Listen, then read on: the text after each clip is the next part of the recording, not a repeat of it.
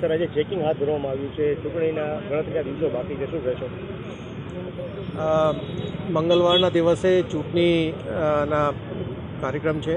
આના પૂર્વ તૈયારી માટે આજે શહેરમાં બધી ચેકિંગ ડ્રાઈવ ગોઠવવામાં આવેલી છે.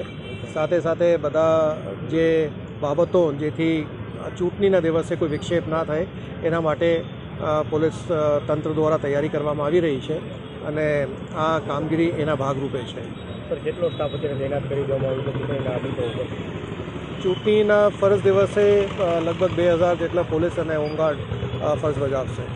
સર, કોઈ અનિચ્છનીય બનાવ ન બને તે માટે રાજકોટ પોલીસની કઈ રીતે તૈયારી રાખવામાં આવી છે? જ્યારથી ચૂંટણીના તારીખો ઘોષિત થઈ છે ત્યારથી અત્યાર સુધી રાજકોટ શહેર પોલીસ દ્વારા લગભગ 9000 જેટલા લોકોને ઉપર અટકાયતી પગલાં લેવામાં આવેલા છે. 62 જેટલા લોકોને તડીપાર કરવામાં આવેલા છે. 21 જેટલા પાસાના કેસો કરવામાં આવેલો અને તે ઉપરાંત બધા પ્રોવિશનની ડ્રાઈવો, પ્રોવિશનના કેસોમાં જે ભંગ થતા હોય એના ઉપર એની જામીન રદ કરાવીને એના ઉપર દંડની કાર્યવાહી પોલીસ દ્વારા કરવામાં આવી છે અને અમે ઉમ્મીદ કરીએ છીએ કે એ દિવસ શાંતિથી મતદાન પ્રક્રિયા પૂરી થશે.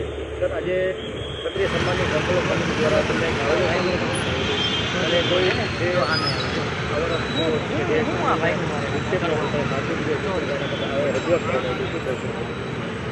આ બાબતની તૈયારી અત્યારે અમે કરી રહ્યા છીએ.